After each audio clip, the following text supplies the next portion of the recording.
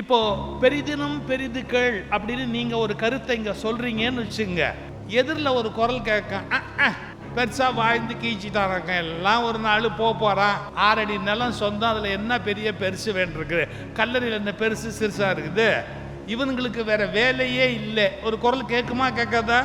சின்ன தொழிலோ பெரிய தொழிலோ தொழிலின் அடிப்படை தெரியாமல் காலை விட்டு விட்டு விதியை நோகிறவன் முட்டாளிலும் மிகப்பெரிய முட்டாள். அப்ப இந்த தெருநாயி இந்த வீட்டில் பங்களால் இருக்கிற நாயை பார்த்து சொல்லிச்சு, என்ன லைஃப் உன்னோட லைஃப், எப்போ பார்த்தாலும் அடைப்பட்டு வீட்டுக்குள்ளேயே கிடக்கிற, நமக்கு அப்படி இல்லைப்பா, 4 தெரு சந்தோஷமா போவேன், 4 தெரு சந்தோஷமா சுற்றுவேன். இந்த வீட்டு நாய் சொல்லிச்சு, நான் என்ன பண்ண முடியும், வா வெளியில வா, நான் உனக்கு உலகத்தை அறிமுகப்படுத்துறேன் அப்படின்னு. இந்த வீட்டு நாய் சொல்லிச்சு, வந்துடுவேன், இந்த வீட்டில் ஒரு சின்ன ப்ராப்ளம். என்ன ப்ராப்ளம்? நேத்திக்கு இந்த வீட்டுக்காரருக்கும் அவர் பொண்ணுக்கும் ஒரே தகராறு. இந்த பொண்ணு எவனையும் லவ் பண்ணுது, அவங்க அப்பா வேற ஒருத்தனுக்கு கட்டி வைக்கணும்னு நினைக்கிறார். ஜோசியர் சொன்னாரு, இவருக்கு 7ஆம் இடத்துல ராகு இருக்குது சார், அதனால கல்யாணம் ஆகிறது கஷ்டம். உடனே அந்த பொண்ணு சொல்லிச்சு, 7ஆம் இடத்துல ராகு இருந்தா என்ன, எதிர்த்த வீட்டில் ரகு இருக்கிறான், அதனால ஈஸியா கல்யாணத்தை முடிச்சுடலாம். இந்த அப்பாவுக்கு அவர் எரிச்சல்ல பெல்ட்டை கட்டி பொண்ணை அடிக்க போனவர் சொன்னார், இந்த நாய்க்கு உன்னை கட்டி வச்சாலும் கட்டி வைப்பேனே ஒழிய ரவுக்கு கட்டி வைக்க மாட்டேன். அதனால ஒருவேளை அது நடக்குதான்னு பார்த்துட்டு அப்புறமா வெளியே வரலாம்னு நினைக்கிறேன். நான் நிறைய பேசி இருக்கிறேன், நீங்கள் இதில் எதை ஏற்றுக்கொள்வீர்கள், புரிந்து கொள்வீர்கள் எப்படி என்று எனக்கு தெரியாது. காரணம், சொற்கள் என்னுடையவை, அர்த்தங்கள் உங்களுடையவைனர். மிஷன் மில்லியனர் கிளப் வழங்கும் பெரிதினும் பெரிதுகள் 2025 title sponsor vetrahtdc.com, powered by Centa Asterix Window, Door and Interior Solutions, co-sponsored by Gnana Sanjeevanam Gurukulam, Center for Lifestyle Excellence, digital media partner Black Sheep, radio partner Radio City, photography partner Wonder Visuals.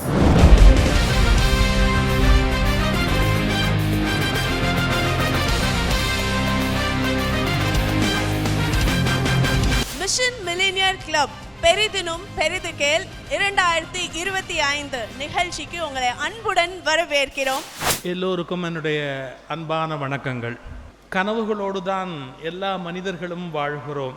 நிச்சயமாக நாம் மிக உயர்ந்த இடத்துக்கு வர வேண்டும், பெரிய ஒரு மனிதனாக வாழ வேண்டும் என்ற எண்ணம் எல்லாருடைய மனதிலும் கண்டிப்பாக இருக்கும். அதை செம்மைப்படுத்துவதற்கும் அதை வழிநடத்துவதற்கும் ஒரு நல்ல நிகழ்வை நண்பர்கள் மிக அருமையாக ஏற்பாடு செய்திருக்கிறார்கள். அவர்களுக்கு முதலில் என்னுடைய வாழ்த்தையும் பாராட்டையும் தெரிவித்துக் கொள்கிறேன். இங்கே ஒவ்வொருவர் ஒவ்வொரு வகையில் தன்னுடைய நேரத்தை ஸ்லாட் அதை அருமையாக பயன்படுத்தினார்கள். சிலர் உங்களை ஆட வைத்தார்கள், ஓட வைத்தார்கள், பாட வைத்தார்கள், பல வகையிலே உங்களை இயக்கி கொண்டே இருந்தார்கள். நான் பெரிதினும் பெரிதுகள் என்பதை பற்றி ஒரு விதை, சின்ன விதையை உங்களுக்குள் ஊன்றிவிட்டு விடைபெறுவேன். இந்த வாழ்க்கையில் 2 சைடு எதிரெதிரான விஷயங்கள் இல்லாம உலகமே இயங்க முடியாது. நமக்கு ஒரு கருத்து இருக்கு அப்படின்னு சொன்னா நேர்மாறா இன்னொரு கருத்து அங்க இருக்கிறது தவிர்க்க முடியாது. இப்போ பெரிதினும் பெரிதுகள் அப்படின்னு நீங்க ஒரு கருத்தை இங்க சொல்றீங்கன்னு வச்சுங்க, எதிரில் ஒரு குரல் கேட்க, பெருசா வாழ்ந்து கீழ்ச்சிட்டாராங்க, எல்லாம் ஒரு நாள் போறான், 6 அடி நிலம் சொந்தம், அதுல என்ன பெரிய பெருசு வேண்டிருக்கு, கல்லறையில் என்ன பெருசு சிறுசா இருக்குது, இவனுங்களுக்கு வேற வேலையே இல்லை, ஒரு குரல் கேட்குமா கேட்காதா? கண்டிப்பா கேட்கும். இதான் உலகம். இப்ப இதுக்கு எதிரான பழமொழியே இல்லையா? இங்க பெருசா வீடு கட்டுன்னு ஒருத்தர் சொன்னார், சிறுக கட்டி பெருக வாழ் அப்படின்னு ஒருத்தர் சொல்லிட்டு போயிட்டான். நீங்க நல்லா யோசிச்சு பார்த்தீங்கன்னா ஒவ்வொரு வார்த்தைக்கும் நேர் எதிரா வார்த்தை எத்தனையோ இருக்கு. கோடி சேர்த்து நீ பெரிய மனுஷனா வரணும் அப்படின்னா கோடி போத்தி எல்லாரையும் அனுப்ப போறான், இதுல என்ன பெரிய கோடி வேண்டி இருக்கு? இதை சொல்லக்கூடிய வார்த்தை உலகத்துல இருந்து கொண்டே இருக்கும். இப்ப நான் சொல்ல விரும்புறது ஒரே ஒரு மெசேஜ் தான். எதிரில் குரல் கேட்கும் என்பதால் அதை தவறு என்றும் நினைத்து விடாதே, அது உனக்கு தடை என்றும் நினைத்து விடாதே. நீயாக எதை எப்போது தேர்ந்தெடுக்கிறாயோ அது அப்போது அவசியம் என்ற புரிதலோடு வாழ்க்கையை நடத்துவதற்கு பழகு. என்னுடைய 20 எனக்கு தேவையா இருந்த எத்தனையோ விஷயங்கள் என்னுடைய 70 எனக்கு தேவையில்லை. இப்ப 70 எனக்கு தேவைப்படுற எத்தனையோ விஷயங்கள் எனக்கு 20 தேவைப்படலை. இது மாதிரி படி ஏறுவது என்ன? எவ்வளவு படி இருந்தாலும் ஏற முடியும், அது 20. இப்போ ஒரு பக்கம் வெங்கடேஷனும் ஒரு பக்கம் சசிகுமாரை பிடிச்சாதான் நிற்கவே முடியும். அதுக்கு ஒன்றும் பண்ண முடியாது. Accept as it is. லைஃபை அப்படியே ஒப்புக்கொண்டு மேலே போகணும். இப்போ இந்த பெரிதினும் பெரிது கேள் அப்படிங்கிற 2 சைடை விளக்கிட்டு அந்த உண்மையை உங்களுக்கு நான் புரிய வச்சுட்டா என் வேலை முடிஞ்சு போகுது. 1, சின்ன தொழிலோ பெரிய தொழிலோ ஏதோ ஒரு தொழில் செய்யணும். முடிஞ்சா பல தொழில் செய்யணும். அந்த பல தொழில் செய்கிற போது தன்னை குவாலிஃபை பண்ணிக்கணும். அது அறிவுபூர்வமான அப்ரோச். நான் என்ன பண்றேன், நான் இப்போ பேச வரேன் அப்படின்னா 4 பேர் பேச்சை கேட்கணும், புஸ்தகம் படிக்கணும், நான் என்ன வளர்த்துக்கணும். எதுவுமே இல்லாமல் நான் திடீர்னு பேச வந்துட முடியாது. அதை நான் புரிஞ்சுக்கணும். அதே சமயத்தில் இதுதான் பேச்சு, இதை தவிர வேற பேச்சே கிடையாதுன்னு யாரையும் கஷ்டப்படுத்தக்கூடாது. ஒவ்வொருத்தருக்கும் ஒரு டைப் ஆஃப் ஸ்பீச் பிடிக்கும் அப்படிங்கிறது. இப்போ எனக்கு முன்னாடி இருந்தவர் கெட்ட வார்த்தை பேசினாதான் அவருக்கு பேச்சே வரும். அதை பற்றி ஒன்றும் தப்பே கிடையாது. அவர் எவ்வளவுக்கு கெட்ட வார்த்தை பேசுகிறாரோ அவ்வளவுக்கு கேட்குறவன் வாழ்க்கை நல்ல வாழ்க்கையாக மாறுது இல்லை. அது அவருக்கு இருக்கிற ஒரு ப்ளஸ் பாயிண்ட்டு, அவருடைய அந்த அணுகுமுறை. அதனால் இதெல்லாம் பெருசாக தவறு அப்படின்னு அவர் முதலே சொல்லியிருந்தாருன்னா நான் ரூம்லேருந்து கொஞ்சம் லேட்டாக கூட புறப்பட்டு வந்திருப்பேன். எனக்கு சொல்லலை. அவர் பாவம் என்னால் ரொம்ப கஷ்டப்பட்டார். அதை நான் பார்த்து ரொம்ப வருத்தப்பட்டேன். இப்போ நான் வேறு ஒரு கோணத்தில் சொல்கிறேன். அறிவுபூர்வமாக பார்த்தா ஒன்றை கற்றுக்கிட்டு தான் அந்த காரியம் பண்ணணும். கொஞ்சம் நானும் ஒரு எளிய எக்ஸாம்பிள் சொல்கிறேன். என் ஃப்ரெண்ட்ஸில் எனக்கு ரொம்ப ஆத்மார்த்தமான நண்பர் திருவாரூர் சண்முக வடிவேலு. அவரை என்னால் எங்கேயுமே மறக்க முடியாது. ஒரு தடவை பிரான்ஸ் போயிட்டு நாங்கள் வரும்போது ஒரு புது டைப் ஆஃப் ஒரு சீப்பு அங்கே வாங்கினார். சீப்பு மட்டும் இல்லை, அதில் பிளேடு இருக்கும். அதை வச்சு இப்படி தலைவாருனா முடி வெட்ட வேண்டிய அவசியம் இருக்காது. லேசாக கொஞ்சம் எக்ஸ்ட்ரா இருக்கிறத எடுத்துரும். கரெக்டாக அதை வச்சுருந்தா கிட்டத்தட்ட ஒரு தடவை பார்பர் ஷாப் போயிட்டு வர்றதுக்கு பதிலாக ஒரு 2 மாதம் 3 மாதம் தள்ளி போடலாம். ஆசையாக வாங்கிட்டு வந்தார். ஆனால் அவசரப்பட்டு கொஞ்சம் அழுத்தி சீவிட்டார். இப்படி ஒரு மாதிரி எலி கடித்த மாதிரி அங்கங்கே எடுத்துருச்சு. அப்புறம் இந்த பக்கமாக கொஞ்சம் எடுத்தா அது எலி பெருச்சாலியே கடித்த மாதிரி அது எடுத்துருச்சு. அவருக்கு கஷ்டமாக போயிடுச்சு. ஸ்கூலுக்கு போகணும் மறுநாள். உடனே வேற வழி இல்லாமல் வழக்கமாக முடி வெட்டுற இடத்துல அவர்கிட்ட போய் சரண்டர் ஆயிட்டார். ஆனால் உட்காந்து முடி வெட்ட உட்காந்த உடனே அவர் முடி அப்படி கையில் எடுத்த உடனேயே, ஏன் சார் தொழில் தெரியாதவங்கிட்டலாம் கொண்டு போய் தலையை காட்டியிருக்கீங்க, நாங்கள்லாம் எவ்வளோ எக்ஸ்பர்ட்டு, நீங்கள் எங்ககிட்ட வராமல் வழக்கமாக வர எங்கே சார் போனீங்க, தொழில் தெரியாதவங்கிட்டலாம் எதுக்கு சார் இப்போ தலையை காட்டுறீங்க? இவர் சொன்னார், உடுப்பா என்னமோ நடந்து போச்சு, அதை ஏன் பெருசாக பேசுகிற, அவன் கையை முறிக்கணும் சார், அவன் கத்திரிக்கோள் தொடலான்னு சொல்கிறீங்களா? இந்த மாதிரி பயல்களால் தான் எங்கள் கௌரவமே கெட்டு போகுது. ஒரு தொழில்னா அந்த தொழில் தெரியாமல் கத்திரிக்கோயிலை கையில் பிடிக்கலாமா? அவனை தீ வச்சு கொளுத்தணும் சார். இவர் சொன்னார், கொஞ்சம் தயவு செய்து நான் சொல்கிறத கேளு, அவனை திட்டாதுன்னார். அவர் கேட்டார், ஏன் அவர் என்ன அவ்வளோ தூரத்துக்கு உங்களுக்கு என்ன வேண்டியவரான்னார். வேண்டியவர் இல்லைப்பா, நானே தான், நான் சாட்சாத் நானே தான். அடுத்த வார்த்தை தான் டாப்பு. அவர் அடிச்சார் பாருங்க. அப்படியா சார், பரவாயில்ல, முதல் தடவையே இவ்வளோ சாமர்த்தியமாக நீங்கள் வெட்டி இருக்கிறீங்களே, அதை முதல்ல சொல்லக்கூடாதா சார்? சொல்லிட்டு சொன்னார், கடையில் எப்போவாது உதவியால் வரலன்னா சொல்லி விடுற சார், நீங்கள் கொஞ்சம் கூட மாட வந்து நின்னீங்கன்னா எனக்கு கொஞ்சம் ஹெல்ப்ஃபுல்லாக. அப்படியே ஒரு நிமிஷம் அவர் சொன்னார், சின்ன தொழிலோ பெரிய தொழிலோ தொழிலின் அடிப்படை தெரியாமல் காலை விட்டு விட்டு விதியை நோகிறவன் முட்டாளிலும் மிகப்பெரிய முட்டாள். நீ என்ன தொழில் பண்ணுறதா இருந்தாலும் அதை முதல்ல ஸ்டடி பண்ணணும். ஒரு ப்ராஜெக்ட் ரிப்போர்ட் மாதிரி எடுக்கணும். நான் முன்னுக்கு வரணும் அப்படின்னு சொன்னால் அதுக்கு ஒரு ஸ்கீம் போடணும். இப்போ இந்த ஸ்கீம் வழியாக நான் வாழ்க்கையில் ஜெயிச்சு மேலே வரணும். இது மார்க்கெட்டிங் எப்படி பண்ணலாம், இதுக்கு எதிர்காலத்தில் லாபம் இருக்குது, இது இன்வெஸ்ட்மெண்ட்டில் லாபம் இருக்குது, இந்த ட்ரைனிங் ப்ரோக்ராம் பண்ணால் 1000 பேர் டெஃபினட்டாக வருவாங்க. எல்லாத்துக்கும் ஒரு முதல் உழைப்பு, முன்னுழைப்பு, அதுக்கு பேர். முன்னுழைப்பு இல்லாமல் வாழ முடியுமா? வேணும். இப்போ அடுத்தது அப்படியே மாற்றி சொல்ல போகிறேன். என்ன, இது எதுவுமே இல்லாமல் முன்னுக்கு வந்தவன் இல்லையா? ராஜபாளையத்தில் ஒரு ஃபேக்ட்ரி, ஒரு ஃப்ரெண்டு கம்பன் கழகத்தினுடைய தலைவராக இருந்தார். அவருக்கு என்னன்னா, இந்த ஹாஸ்பிட்டல்லாம் ஒரு காட்டன் கட்டுவாங்க இல்லையா, வலவலையா இருக்குமே, சர்ஜிக்கல் காட்டன் அதுக்கு பேர். அந்த சர்ஜிக்கல் காட்டன் நெசவில் ராஜபாளையம் நம்பர் 1. அவங்க அப்பா ஒரு ஃபேக்ட்ரி வச்சிருந்தார், சர்ஜிக்கல் காட்டன் ஃபேக்ட்ரி. 3 ஃபேக்ட்ரி இருந்தது. திருநெல்வேலியில் 1, சங்கரங்கோயிலில் 1, ராஜபாளையத்தில் 1, 3 வச்சிருந்தார். அதுக்கு தகுந்தாப்பிலேயே 3 பையனை பெற்று வச்சிருந்தார். இந்த மாதிரிலாம் யாராவது வைப்பாங்களா? 3 ஃபேக்ட்ரி 3 பிள்ளை வச்சிருக்கிறார். நம்ம செத்தா 3 பேருக்கு 3 ஃபேக்டரி அப்படின்னு முடிவு பண்ணி வச்சிருக்கிறார். அதுல நம்பாள் நம்ம ஃப்ரெண்ட் இருக்கிறார் பாருங்க, அவருக்கு இன்டர்நேஷனல் லெவல்ல இந்த பிசினஸ் பண்ணணும் அப்படின்னு ஒரு ஆசை. இந்தியா தாண்டி அப்ப போகாது, இன்டர்நேஷனல் லெவல்ல பண்ணணும்னு ஆசை. அப்பாட்ட சொன்ன உடனே அவர் எல்லா அப்பா மாதிரியும் சொல்றார், உருப்படுற வழியை பாடுற, இந்த ஆர்டரையே நம்மால இங்க முடிக்க முடியலையா, இந்தியாவில் வித்தே நமக்கு கட்டுப்படி ஆகலையா, அது பாட்டுக்கு ஓடிக்கிட்டு இருக்குது, ஒழுங்கா போய் வேலையை பாரு, இன்னும் வெளிநாடு போய் நீ கிழிக்க வேண்டிய அவசியம் இல்லை, எக்ஸ்போர்ட்லாம் பண்ணி ஒன்றும் ஆக போறது இல்லை. நொய்யு நொய்யு நொய்யு நொய்யுன்னு அப்பாட்ட தொந்தரவு பண்றார். அவங்க அப்பா சொன்னார், உனக்கு வெளிநாடு போகணும்னு ஆசையா, டிக்கெட் வாங்கி கொடுக்குறேன், ஆசைக்கு வெளிநாடு போயிட்டு வா, சும்மா வெளிநாட்டுக்கெல்லாம் எக்ஸ்போர்ட் பண்ண போறேன்லாம் சொல்லி டயத்தை வேஸ்ட் பண்ணாத, இந்தியன் மார்க்கெட்டே பெரிய மார்க்கெட் அப்படின்ட்டு வேணா ஜெர்மன் போயிட்டு வரதுக்கு அவர் கேட்டார். டிக்கெட்டு நான் டிக்கெட் வாங்கி தரேன், கொஞ்சம் பணம் தரேன், போயிட்டு வந்து மரியாதையா ராஜபாளையம் ஃபேக்டரியை பார். இவர் ஏறி உட்கார்ந்தார் சார் ஃப்ளைட்டில். நான் சொல்றது 35-40 வருஷத்துக்கு முந்தின சம்பவம். ஏன்னா அவர் இப்போ வயசாயிடுச்சு. நீங்க அன்பிலீவபிள். உட்கார்ந்துருக்கிறாரு, ஃப்ளைட் போயிட்டே இருக்குது, கிளம்புது. பக்கத்தில் இருக்கிற ஒருத்தர் சின்ன பையனா ஒருத்தன் ஏறி பக்கத்தில் உட்காந்துக்கிறத இப்படி பார்த்து சிரிச்சிட்டு மெதுவாக பேச்ச ஆரம்பிக்கிறாரு. தம்பி உன் பேர் என்ன, என்ன விஷயம், எங்கே போற, ஜெர்மனில் என்ன பிஸ்னஸ் பண்ண போற, என்ன ஐடியாவில் போற அப்படின்னு கேட்குறாரு. இந்த சர்ஜிக்கல் காட்டன் சம்பந்தமான ஆரம்பித்த உடனே அவர் முதல்ல ஒரு கேள்வி கேட்டார்.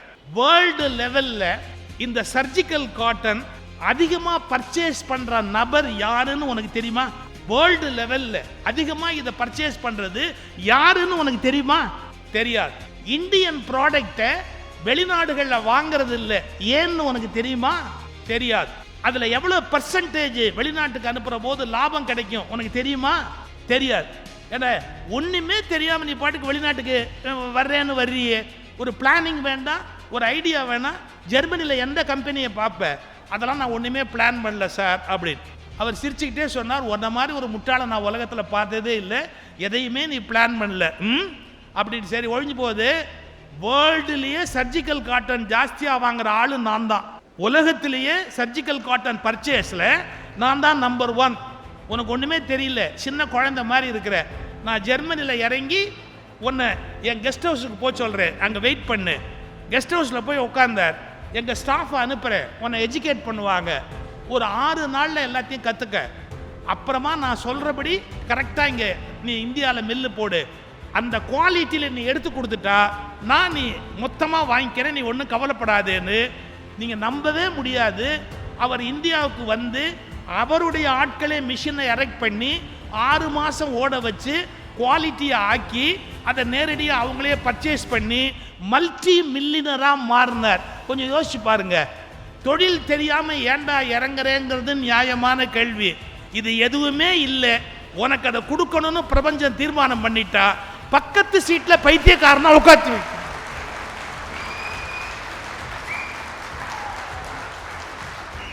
இந்த நியாயத்தை முதல்ல புரிஞ்சுக்காங்க. நான் உன்னை பின்பற்றுவதாலே அதுதான் சரியான வழின்னு நினைக்காதீங்க.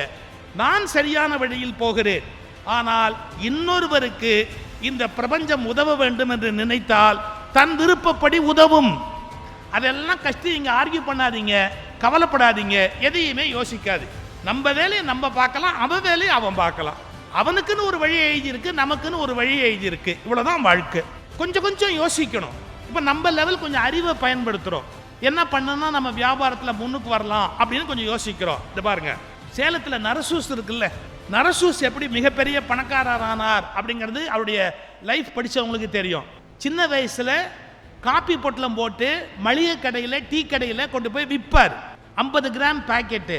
அவருடைய லைஃப் அவர் சொல்கிறாரு, 50 கிராம் பேக்கெட்டு காப்பித்தூள் போட்டு கொண்டு போய் கடையில் கொடுத்தா அந்த கடைக்காரன் சொல்லுவாராம், உன் காப்பித்தூள் நான் வாங்கணும்னு என்ன தலையெழுத்து, நீ என்ன பண்ற, சைக்கிளில் தானே வர்ற.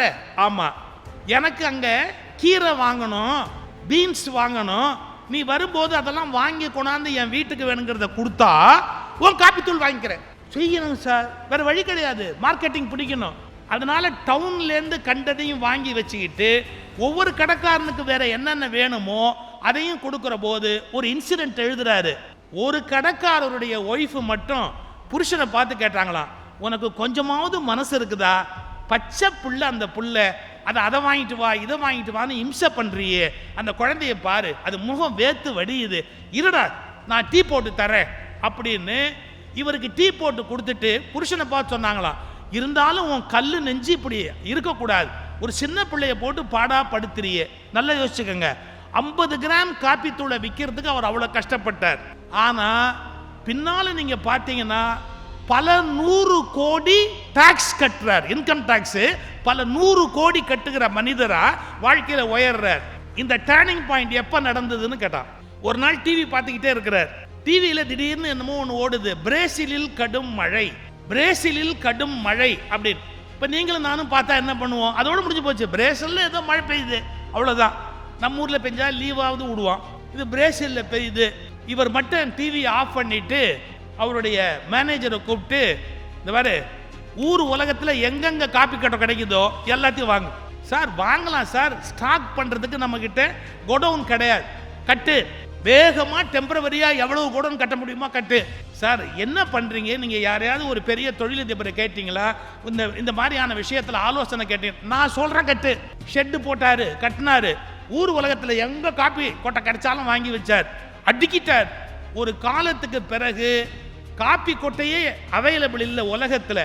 இவற்றை தவிர வேற யார்ட்டையுமே வாங்கவே முடியாது ஒரு சூழ்நிலை வந்தது. அந்த பீரியடில் ஏகப்பட்ட அளவுக்கு அவருடைய பிஸ்னஸ் டெவலப் ஆச்சு. அவருடைய ஆலோசகர் யாரு? தொழில் ஆலோசகர் கேட்குறாரு, எப்படிப்பா திடீர்னு முடிவெடுத்தேன்? டிவியில் சொன்னால் பிரேசிலில் மழைன்னு. உலகத்திலேயே காப்பி கொட்டை அதிகமாக விளையிறது பிரேசிலில். மழை பெஞ்சா காப்பி கொட்டை விளையாது. அப்போ விளையலைன்னா அடுத்த வருஷம் மார்க்கெட்டு விலை ஏறும். முடிவு பண்ணு, எல்லாத்தையும் மொத்தமாக நானே டிசைட் பண்ணு. கோடீஸ்வரர் ரைட்டர். நீங்கள் யோசிச்சு பாருங்க, பிரேசிலில் மழைங்கிற ஒரு வார்த்தை சாதாரண வார்த்தை. ஆனால் அதை உள்வாங்கி இதனால காப்பி கொட்டை கண்டிப்பாக பின்னால் விலை ஏறும்னு கண்டுபிடிச்சி அதுக்கு ஒரு கோடவுனை கட்டி அதை டெவலப் பண்ணி வரார். இதை கவனிச்சா பெருசு இல்லை. அந்த ஆள்கிட்ட ஒரு குவாலிட்டி. அவர் காப்பி தூளை சின்ன சின்ன வேனில் டெலிவரி பண்ணுறார், எல்லா இடத்துலையும் டெலிவரி பண்ணுறார். எல்லாரும் சொல்கிறாங்க, நம்ம லாரி இங்கேருந்து போகும்போது காப்பி கொட்டையை எடுத்துக்கிட்டு, காப்பி தூள் எடுத்துக்கிட்டு போகுது, எல்லா ஊருக்கும் போகுது. வரும்போது எம்டியாக வருது. இதுக்கு பதிலாக நம்ம என்ன பண்ணலாம்? இந்த லாரியில் அங்கே என்ன கிடைக்குதோ அதை வாங்கிக்கிட்டு நம்ம திரும்ப சேலத்துக்கு வந்தால் நமக்கு கொஞ்சம் லாபம் கிடைக்கும். ஏன்னா நம்ம லாரி எடுத்துக்கிட்டு போகும்போது காப்பித்தூளை கொண்டு போகுது, வரும்போது அது எம்டியாக வர்றது, ஏதாவது ஃபில்அப் பண்ணிட்டு வரலாம். அவர் சொன்ன வார்த்தை என்ன தெரியுமா? ஒன்று வேணாம். ஏன்? காப்பி கொட்டைக்குன்னு ஒரு அரோமா இருக்கு, காப்பி தூளுக்குன்னு ஒரு வாசனை இருக்கு. அந்த வண்டியில் வேற எதையாவது ஏற்றிட்டோம்னா அந்த வாசனை கெட்டு போயிடும், நம்ம மார்க்கெட்டு வீணாக போயிடும். 10 ரூபாய் கிடைக்கலனாலும் எனக்கு கவலை இல்லை, லாரி எம்டியாகவே வரட்டும், வேற பொருளை ஏற்றினா காப்பியோட வாசனை, அந்த காப்பி தூள் வாசனை போயிடும்னார். இதான் தொழில். ஏன்னா தன்னுடைய தொழிலில் அந்த காப்பி தூளுக்கு வாசனை தான் மூலதனம், அது கிடக்கூடாது எக்காரணத்தை முன்னிட்டோம். அப்போ அறிவுபூர்வமாக யோசிச்சு யோசிச்சு ஒரு தொழிலில் முன்னுக்கு வர்றது ஒரு பக்கம், திடீர்னு ஒரு காரண காரியம் இல்லாமல் எந்த முன்முயற்சியும் இல்லாமல் ஜெயிச்சிட்டு வர்றது அப்படிங்கிறது இன்னொரு பக்கம். இப்போ இந்த ரெண்டையும் நீங்கள் புரிஞ்சுக்கிட்டீங்கன்னா இதுக்கு அடுத்த ஸ்டேஜுக்கு நம்ம போகலாம். பெரிதினும் பெரிது கேள், இது பாரதியாருடைய வார்த்தை. அவர் கேள்னு சொன்னால் யார்கிட்ட கேட்க சொல்கிறாரு? பெரிதினும் பெரிது கேள். அவர் யாரை கேட்க சொல்கிறாரு? 99.9% நம்ம என்ன அர்த்தம் பண்ணு வந்துடுறீங்களா? கடவுள்கிட்ட. கடவுள்கிட்ட கேளு, பெருசினும் பெருசு கேளு. கடவுள்னா யாரு? ராமரா, முருகனா, அல்லாவா, இயேசுவா? எது கடவுள்?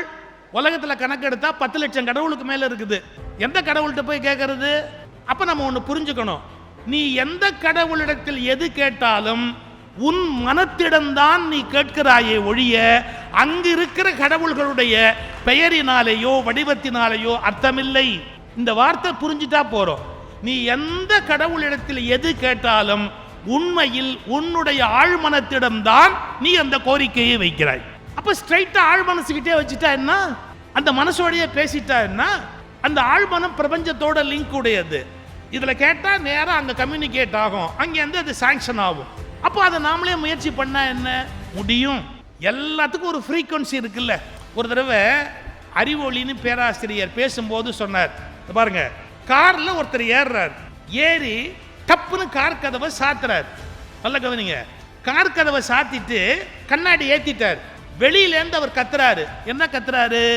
நீங்க உங்க பர்ஸை மாடியில விட்டுட்டு போறீங்க அப்படிங்கிறத கத்துறாரு. உங்க பர்ஸ் மாடியில் இருக்கிறத விட்டுட்டு நீங்க பாட்டுக்கு கிளம்புறீங்களே அப்படின்னு கத்துறாரு. அவர் காதில் விழுமா? கார்ல கண்ணாடி க்ளோஸ் பண்ணியாச்சு, ஏறி உட்காந்துட்டாரு. கார் கிளம்புது, கத்துறாரு, உங்க கண்ணாடியை விட்டுட்டீங்களே, உங்க பர்ஸை விட்டுட்டீங்களே. போல ஃபோன் கையில் இருக்குது. உடனே டக்குன்னு ஃபோன் அடிக்கிறார். அவருக்கு உள்ளேருந்து எடுத்து ஃபோன் அடிக்கிறார். 15 அடி போனவர் டக்குன்னு அப்படியே திரும்பி வரார். நான் சொல்லுவதை நேரடியாக அவருக்கு சொல்ல வேண்டும், பக்கத்தில் இருக்கிற போது கூட அது கேட்கவில்லை. ஆனால் உரிய கருவியை எடுத்து அழைத்த பிறகு 15 அடி தள்ளி போனாலும் அவருக்கு கேட்டுவிட்டது. கண்ணாடியை தாண்டிக்கிட்டு போகுது, 15 அடி தள்ளி போனவருக்கு கேட்குது.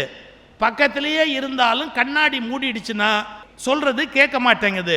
நீ எப்படி சொல்லுகிறாய் என்பதை கொண்டு அது கேட்காது, எதன் வழியாக சொல்லுகிறாய் என்பதை பொறுத்துதான் நீ சொல்லுவது பிரபஞ்சத்தினுடைய காதுகளில் கேட்கும். there is a frequency, அதுக்குன்னு ஒரு ஃப்ரீக்வன்சி இருக்கு. உன்னால பிரபஞ்சத்தோட லயமாக முடியறதுக்கு ஒரு ஃப்ரீக்வன்சி வேணும். அந்த ஃப்ரீக்வன்சியில் கரெக்டாக நீ இருந்துக்கிட்டு அந்த பிரபஞ்சத்துக்கு அந்த மெசேஜை அனுப்பிச்சேன்னா கண்ணாடியே சாத்தி இருந்தால் கூட கண்ணாடியை தொலைச்சிக்கிட்டு அது உள்ளே போக வேண்டிய வகையில் உள்ளே போயிடும்.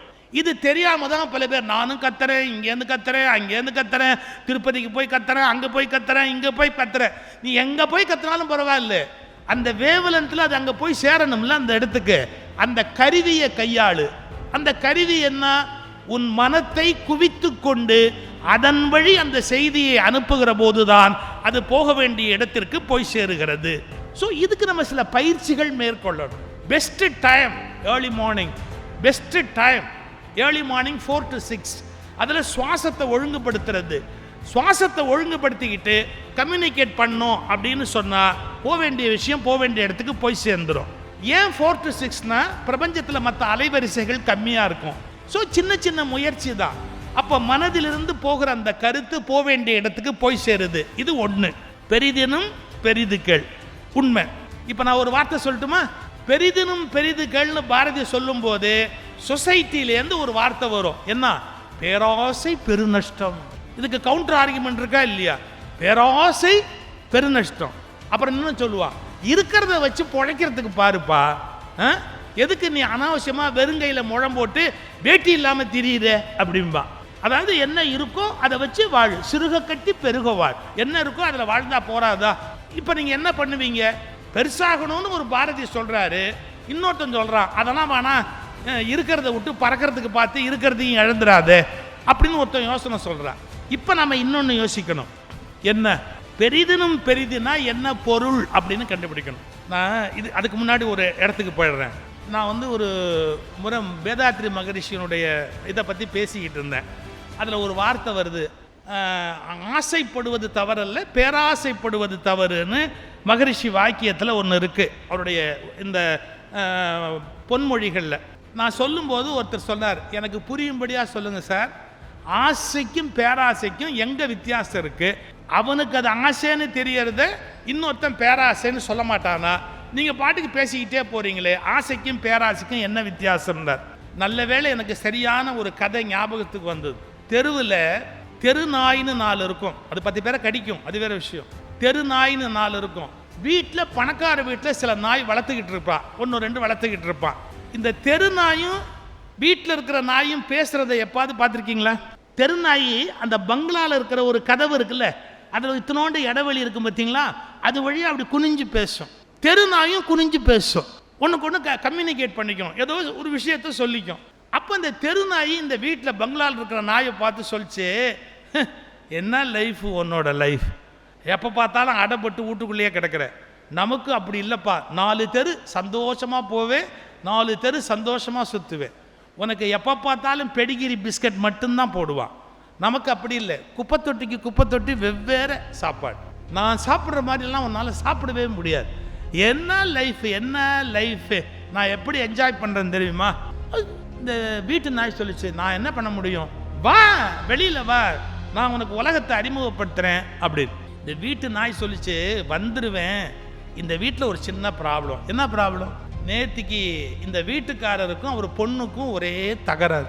என்ன தகராறு? இந்த பொண்ணு எவனையோ லவ் பண்ணுது, அவங்க அப்பா வேற ஒருத்தனுக்கு கட்டி வைக்கணும்னு நினைக்கிறார்.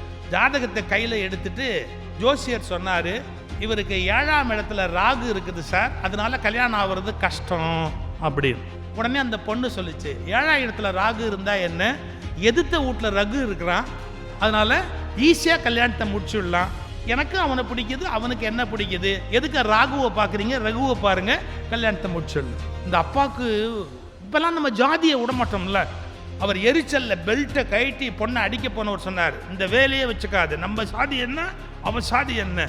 இந்த தெரு நாய் கேட்டது, எதுக்கு இந்த வீட்டு கதையெல்லாம் என்கிட்ட சொல்ற, அவசரப்படாது, முழு கதையே கேட்டு பெல்ட்டை கழட்டி அடிக்க போனாரு. அப்போ அந்த பொண்ணு, என்ன அடிக்க வரப்பா, நான் என்ன இருந்தாலும் மாற்ற முடியாது. அப்போ அவங்க அப்பா ஒரு வார்த்தை சொன்னார், என்ன, இந்த நாய்க்கு உன்னை கட்டி வச்சாலும் கட்டி வைப்பேனே ஒழிய ரவுக்கு கட்டி வைக்க மாட்டேன்.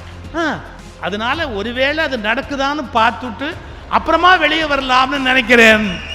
இப்போ என்ன மெசேஜ் தெரியுமா, பொண்ணு ரகுவை கல்யாணம் பண்ணணும்னு நினைச்சது ஆசை, ஆனா அந்த நாய் இந்த பொண்ணை கல்யாணம் பண்ண முடியுமா நினைச்சது பாருங்க, அது பேராசைன்னா. ஸோ ஆசைப்படுறதுல எந்த தப்புமே கிடையாது, ஆனா பேராசைப்படுறதுல அர்த்தமே கிடையாது. ஸோ ஆசைப்படக்கூடாதுன்னு யாருமே தடுக்கவே இல்லை, நல்லா ஆசைப்படலாம். நீ அடைய வேண்டிய ஒன்று நோக்கி ஆசைப்படுவதில் ஒன்றும் தப்பே இல்லை. அப்போ அதை எப்படி பெற்றுக்கொள்வது, எப்படி அடைவது அப்படிங்கிற அந்த வழிமுறையை நாம முதல்ல புரிந்து கொள்ள வேண்டும். இப்போ எப்படி அதை நம்ம அடைய முடியும்? நான் இப்போ கொஞ்சம் ஸ்பிரிச்சுவலான பகுதிக்கு டிராவல் பண்ணுறேன். ஒரு 10 நிமிஷம், நான் முடிக்கிறதுக்கு இன்னொரு 8 நிமிஷம் இருக்கு, தயவுசெய்து அதை புரிஞ்சுக்காங்க. ஒரு ஸ்பிரிச்சுவல் டிராவல், அது கொஞ்சம் பொறுமையாக போகணும். எப்போதுமே நாம நினைக்கிற அல்லது பயன்படுத்துகிற ஒரு வார்த்தை இருக்குல்ல, அதே ஆங்கிள் இன்னொருத்தருக்கு போய் கேட்குமா அப்படின்னா கேட்காது. இதை ஓஷோ ஒரு பியூட்டிஃபுல் வார்த்தையில முடிக்கிறார், ஒரு பேச்சை முடிக்கிறார் ஓஷோ. அந்த பேச்சை எப்படி முடிச்சார் தெரியுங்களா, நான் நிறைய பேசி இருக்கிறேன், நீங்கள் இதில் எதை ஏற்றுக்கொள்வீர்கள், புரிந்து கொள்வீர்கள் எப்படி என்று எனக்கு தெரியாது. காரணம், சொற்கள் என்னுடையவை, அர்த்தங்கள் உங்களுடையவைன்னர். சார், இதை ஒன்ன புரிஞ்சா போது வாழ்க்கை. சொற்கள் என்னுடையவை, ஆனால் அர்த்தங்கள் உங்களுடையவை அப்படின்னார். இப்ப சொல்றவன் ஒரு அர்த்தத்துல சொல்லுவான், புரிஞ்சுக்கிறவன் ஒரு அர்த்தத்துல புரிஞ்சுக்குவான். இவன் கெப்பாசிட்டிக்கு ஏற்ற சொல் வரும், அவன் கெப்பாசிட்டிக்கு ஏற்ற அர்த்தம் வரும். கரெக்டா? இவன் கெப்பாசிட்டிக்கு ஏற்ற அர்த்தத்துல இவன் சொல்லுவான், அவன் கெப்பாசிட்டிக்கு ஏற்ற அர்த்தத்துல புரிஞ்சுக்குவான். சாதாரணமா தெருவில் சின்ன லெவல்ல இருக்கிறவன், எப்ப ஒரு ரூபா கூடாம்பா அப்படின்னா அதுக்கு அர்த்தம் வேற. பெரிய கோடீஸ்வரர்கள் ரொம்ப பெரிய, எப்போ ஒரு 2 ரூபா இருந்தால் அனுப்பிச்சு வைப்பா, சடனாக இன்னைக்கு காலையில் ஒரு வேலை, ஒரு 2 ரூபா இருந்தால் அனுப்பு. அவர் லெவலில் 2 ரூபானா 2 ரூபா இல்லை, 2 கோடி வேண்டியிருக்கு இம்மீடியட்டா. அந்த 100 மூட்டை அரிசி வந்திருக்கு, அந்த ஷிப்பு வந்து இறங்கி இருக்கு, இலங்கையில் பேசிக்குவாங்க, ஷிப்பு வந்திருக்கு, இப்போ வாங்கி போட்டாச்சுன்னா சீனி மூட்டையை டக்குன்னு விலையேறும்பா, எனக்கு ஒரு 2 ரூபா இருந்தால் அனுப்பு. 2 ரூபாங்கிறது 2 ரூபா இல்லை, 2 கோடி. அப்ப நீங்க வார்த்தையை வச்சுக்கிட்டு அர்த்தம் பண்ணக்கூடாது. இவனுடைய சொல்லில் 1 ரூபாய் என்பதற்கு அர்த்தம் வேறு, அவனுடைய சொல்லில் 1 ரூபாய் என்பதற்கு அர்த்தம் வேறு. நீங்கள் பேசுகிற போது உங்கள் அந்தஸ்துக்கு ஏற்ற வகையில் கேட்டால் பிரபஞ்சம் தன்னுடைய அந்தஸ்துக்கு ஏற்ற வகையில் அதை புரிந்து கொள்ளும். இந்த நுட்பத்தை நம்ம புரிஞ்சுக்கணும். ரொம்ப ஆழமான ஒரு விஷயம் இது. பிரபஞ்சத்துக்குன்னு ஒரு லாங்குவேஜ் இருக்கு, அது வேற ஒரு அர்த்தத்தில் புரிஞ்சுக்கும். அதுக்கு குறைவா கொடுக்க தெரியாது, ஏன்னா அதுட்டு இல்லாததே கிடையாது. அதனால அதனுடைய லாங்குவேஜுக்கு நீங்க அதை கம்யூனிகேட் பண்ணணும் கரெக்டா. சார், ஒரு ஸ்கூல்ல நான் என்னை பேச கூப்பிட்ட போது சார், அந்த ஸ்கூல் பிரின்சிபால் என்ன பண்ணாரு சார், நான் அது 100ஆண்டு விழா, அந்த பள்ளிக்கூடத்துக்கும் 100ஆண்டு விழா. அந்த ஸ்கூல் பிரின்சிபால் என்ன சொன்னாரு, இது பாருங்க, இதுல எல்கேஜி படித்தேன், இதுல நான் யூகேஜி படித்தேன், இதுலேயே எலிமெண்ட்ரி ஸ்கூல் படித்து, ஹையர் செகண்டரி படித்து, இவங்களுக்கே காலேஜ் இருக்குது, காலேஜில் படித்து, இவங்க டீச்சர்ஸ் ட்ரைனிங் படித்து, இவங்க ஸ்கூலில் வாத்தியாராக வந்து, இவங்க ஸ்கூல்லையே நான் இப்போ பிரின்ஸ்பாலாக உட்காந்துருக்கேன் சார் அப்படின்னு என்கிட்ட பெருமையாக சொல்கிறார். நான் மேடைக்கு போகும்போது எங்கிட்ட ஒரு பிரின்ஸ்பால் அப்படி சொன்னால் என்ன அர்த்தம்? மரியாதையாக இதையெல்லாம் மேடையில் சொல்லுன்னு அர்த்தம். இல்லாட்டி என்கிட்ட ஏன் சொல்ல போகிறாங்க? அதை என்கிட்ட ஒன்று சொன்னால் அதை ஊருக்கே சொல்லுன்னு தான் அர்த்தம்.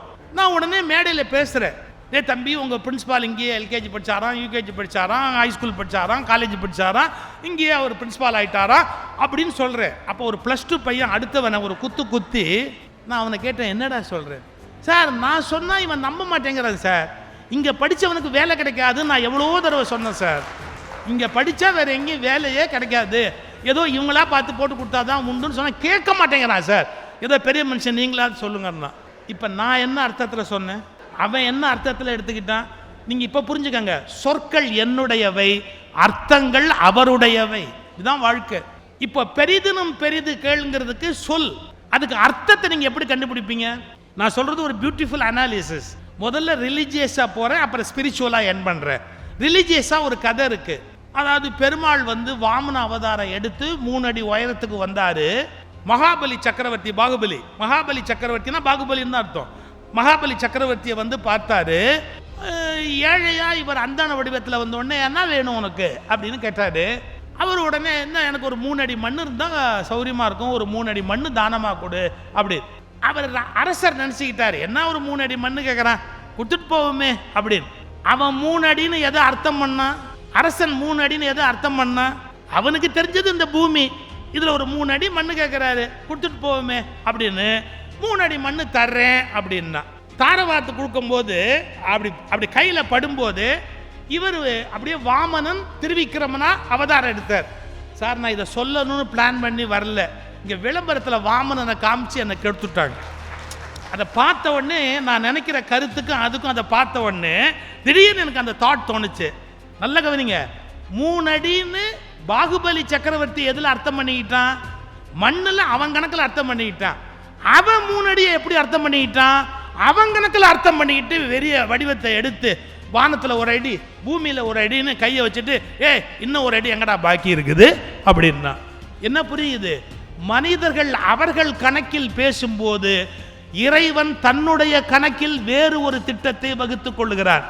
சொற்கள் உன்னுடையவை, அர்த்தங்கள் அவனுடையது.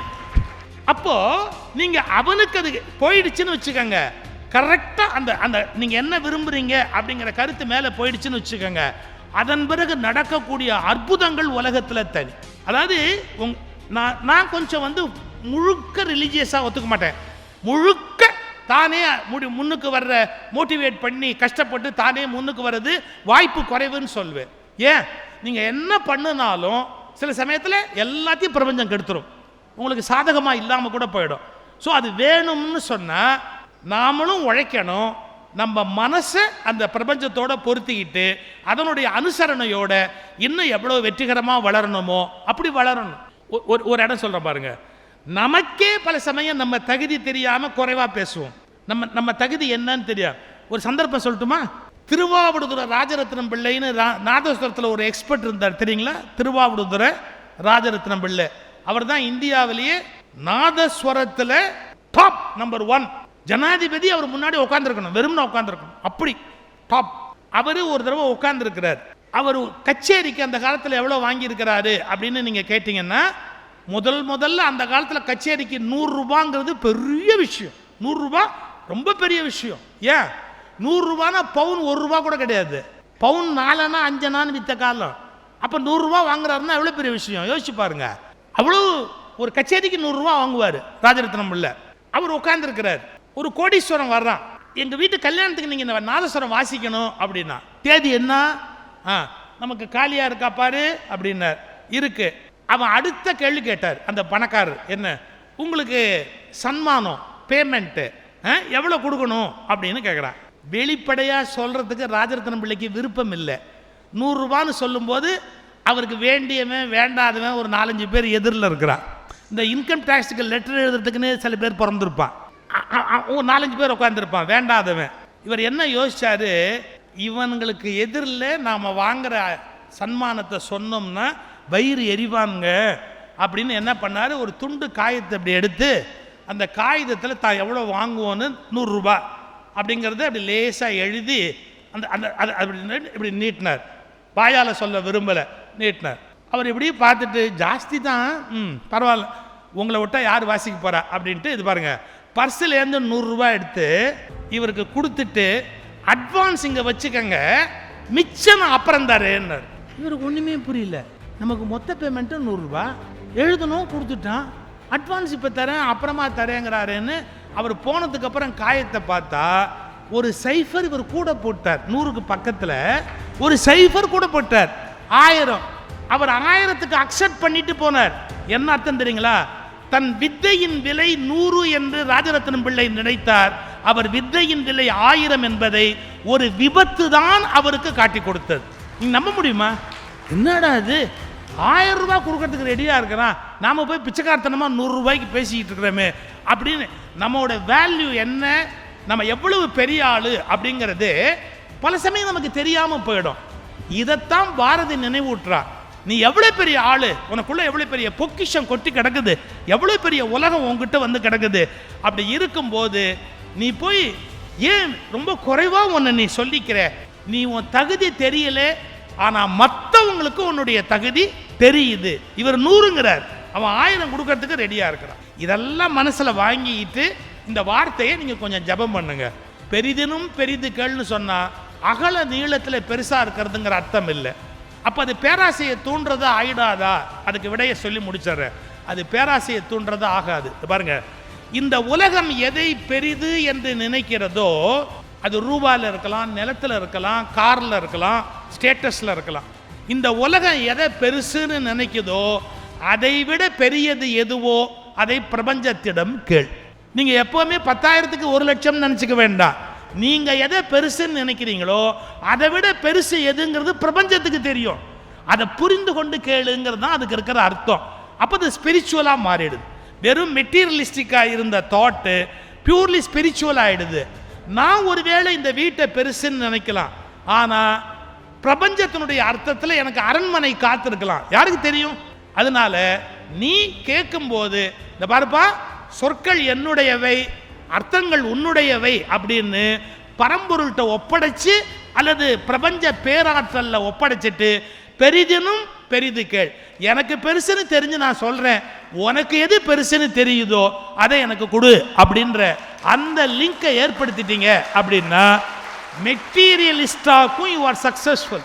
மெட்டீரியலிஸ்டாவும் நீங்க சக்சஸ்ஃபுல் ஆகுறீங்க, ஸ்பிரிச்சுவலாகவும் நீங்க சக்சஸ்ஃபுல்லா மாறுறீங்க. ஸோ இதுதான் நல்ல ஜேர்னி. நம்ம சொல்லும் போதே எதிரில் ஒரு கருத்து இருக்கு அப்படிங்கிறத புரிஞ்சுக்கிறது ரொம்ப இம்பார்ட்டன்ட். இந்த நல்ல வாய்ப்பை எனக்கு கொடுத்தமைக்காக எல்லா நண்பர்களுக்கும், நம்முடைய சஞ்சீவனம் சசிகுமார் அவர்களுக்கும், என்னுடைய அருமை நண்பர் வெங்கடேஷ் அவர்களுக்கும், இன்னும் பல்வேறு நிறுவனங்களை சார்ந்த நண்பர்களுக்கும் என் நன்றியை தெரிவித்து, பெரிதினும் பெரிது கேள். முதல் பெரிது உன்னுடையது, இரண்டாவது பெரிது பிரபஞ்சத்தினுடைய. நான் வந்து டிஸ்க்ளைமர் கொடுத்துறேன் உங்களுக்கு. நான் பேசி முடிச்ச அப்புறம் there will be only 2 types of people in the room. One, you will hate me to the core. Sorry, நீங்க என்ன, you will really hate me to the core because நான் நிறைய உண்மையை சொல்ல போறேன், நீங்க பண்ற தப்பெல்லாம் சொல்ல போறேன். You will hate me. And other one, you will love me. You will come and say, Santosh, I love you. And எங்க weapon என்ன? Chefless kitchen. When the entire world was moving in one direction, we were running in the other direction. எப்படி chef-ஏ இல்லாம ஒரு restaurant run பண்ண முடியும்? Why do we have to go and listen to Western medicine, which is just 200-year-old medicine, when we have Ayurveda and Siddha, which is bloody 2,000-year-old? Either you first build the expert. இப்போ அந்த ரெஸ்டாரண்ட்ஸ்லாம் அந்த model தான். இப்போ ரெஸ்டாரண்ட்ல ஒரு expert இருப்பார், அவர் தான் chef, right? So if you're able to build more experts you can scale. அது ஒரு மாடல், ரைட்? அதுவே ஆப்போசிட் மாடலுக்கு you kill the expert. Sir சொன்ன மாதிரி 2 சைடு இருக்குல்ல, யூ கில் த எக்ஸ்பர்ட். முன்னாடி யூபர்ல வந்து டிரைவர் தான் எக்ஸ்பர்ட், கரெக்ட்டுங்களா? டிரைவர் இருந்தனால தான் உங்களுக்கு யூபர் போக முடியுது. இப்போ என்னாச்சு? they coming out with self driving cars. டிரைவரே தேவையில்லை. மிஷன் மில்லியனர் கிளப் வழங்கும் பெரிதினும் பெரிதுகேள் 2025. Title sponsor vetrahdc.com. powered by Centa Astrix Window, Door and Interior Solutions. Co-sponsored by ஞான சஞ்சீவனம் குருகுலம், Center for Lifestyle Excellence. Digital media partner Black Sheep. Radio partner Radio City. Photography partner Wonder Visuals. Our supporting sponsors Icon, Innovative Celebrity Speakers Bureau, Almighty Gems, Rotary Club of Coimbatore, Blossom, Lord Dwellers, Lions Club International District 3241, Pixarq Photography, CN Insurance, AK Home Designs, Color Leaves, Chakra, Waste Wonder Revolution, The Event Man, Arjun Printers, Greenville Techs, Delight Foods, Talent Zen, Version Solutions, Shri Isha Knits, Divine Gratis and Co, Jai Kandamurugan Granites, Shri Pranav, Pure Soul Solar System Integrators, Pupa, Milky Mist and Wisdom Yatra. Journey for Inner Sense.